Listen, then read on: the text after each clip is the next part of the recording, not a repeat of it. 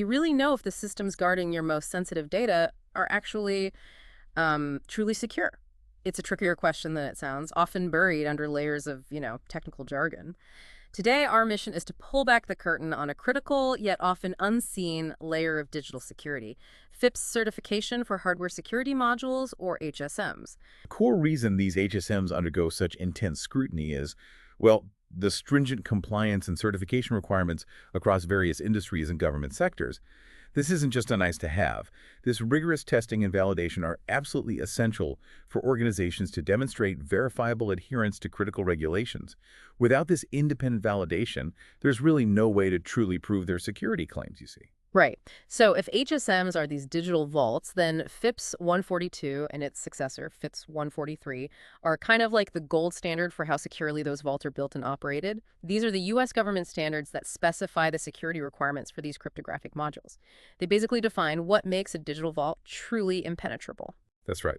The primary purpose of FIPS is to ensure the confidentiality and integrity of sensitive data processed by these modules. It's about making sure that if you entrust your data to an HSM, it stays private and uncorrupted no matter what. What's particularly significant with FIPS 140-3, the newer version, is its alignment with international standards like ISO IEC 19790.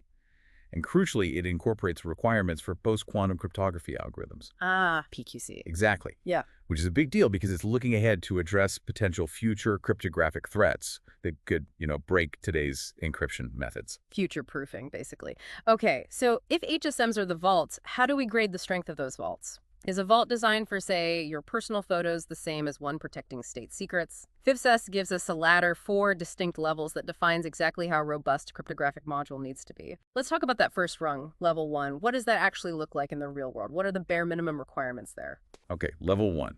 It's the lowest security level, defining those fundamental requirements. It mandates at least one approved cryptographic algorithm or security function.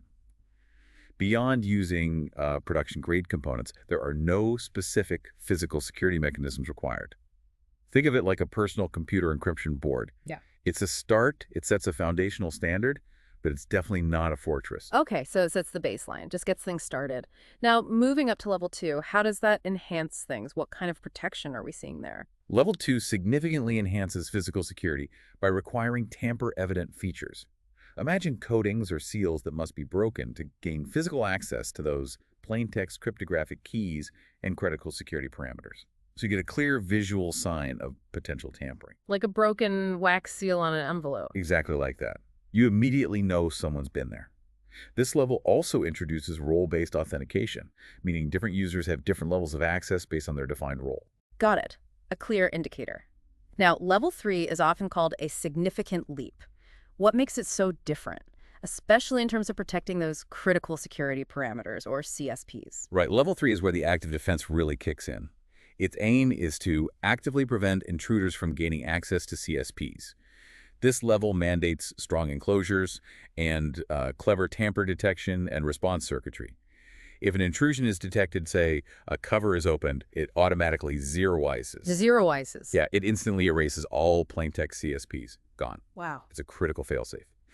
It also requires identity-based authentication, ensuring only authenticated individuals can operate the module.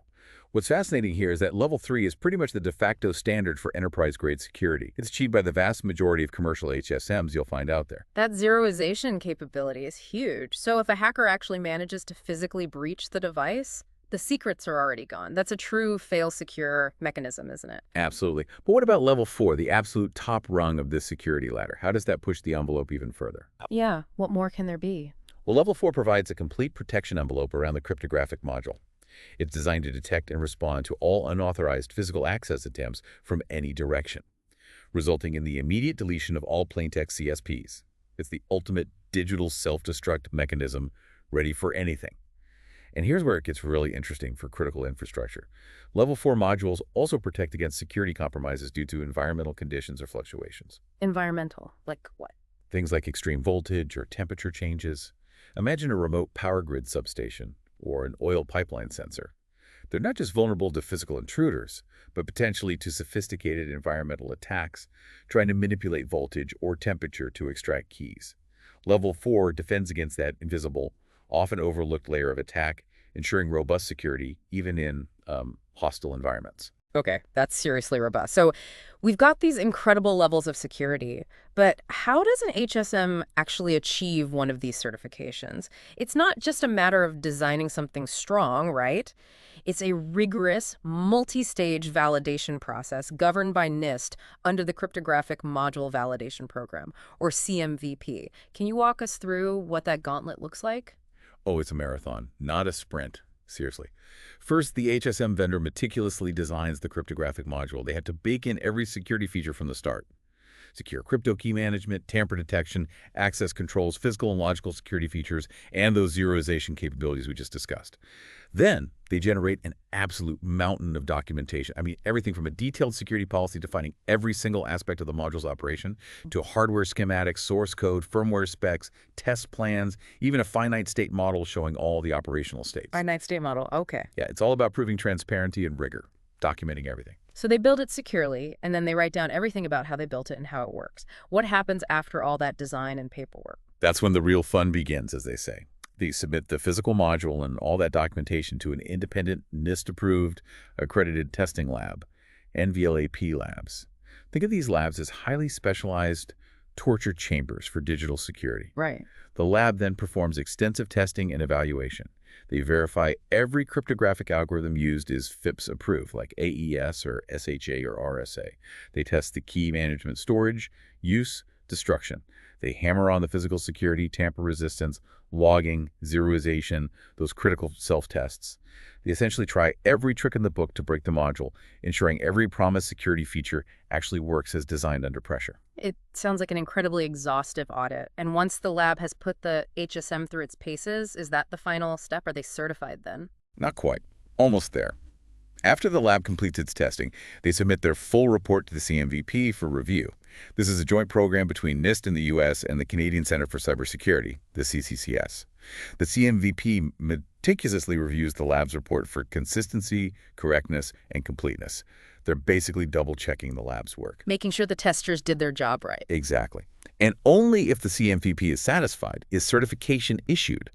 The module receives a certificate stating it has passed, say, FIPS 143 compliance at a specific level, and it's officially listed on the NIST CMVP validation list for everyone to see. Wow. That is an incredibly detailed and long-winded process. No wonder you said it's a marathon. Yeah. Knowing this, it makes sense that it can take anywhere from 6 to 24 months, depending on the module's complexity and, lab availability. And the lab fees alone can run into tens of thousands of dollars. That's a significant commitment for a vendor. It absolutely is. And it's important for people to realize that this certification is module-specific, not vendor-wide. Just because a vendor has one certified HSM doesn't mean all their products are. You have to check the specific model. Good point. Also, FIPS 142, the older standard, is being phased out now in favor of FIPS 142.3, which, as we mentioned, aligns more closely with international standards like ISO 19790 and accounts for newer threats like quantum computing. Keeping up with the times. Okay. So we've peeled back the layers on what FIPS is, explored its different levels, and even walked through the grueling certification process. But for you, the listener, whether you're managing a business or just curious about digital security, what does all of this mean for your data and the trust you place in our digital world? What's the so what? That's the core question, isn't it? FIPS certification serves as a critical proxy for trust and risk management in cybersecurity. Think of FIPS like the underwriter's laboratory seal, but for digital vaults.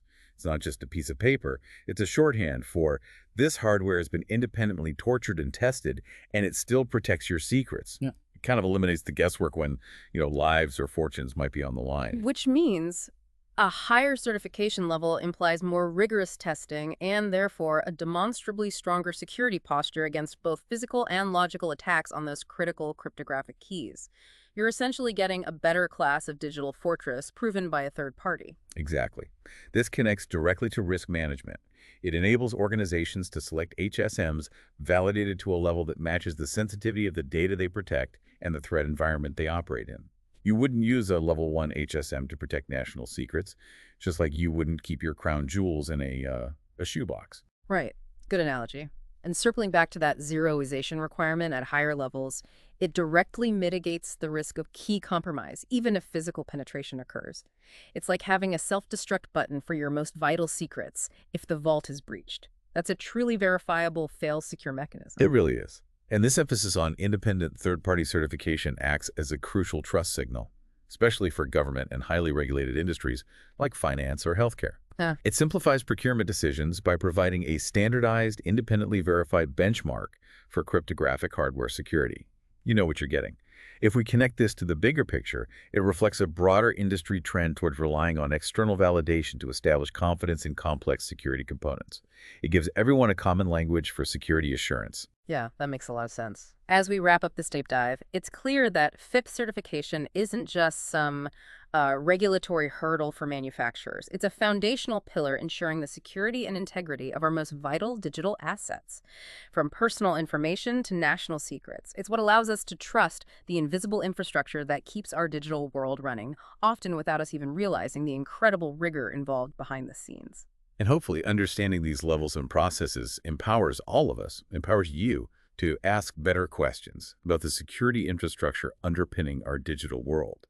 It gives you a framework for understanding what secure truly means at a fundamental level, moving beyond buzzwords to actual verifiable protection. So here's a final provocative thought for you to chew on. Given the incredible importance of independent third-party certification for critical security components like HSMs, how might this model of external validation apply to other complex, trust-dependent systems in your daily life? Something to think about. Thanks for joining us on this deep dive. Keep digging into the details that make our world work.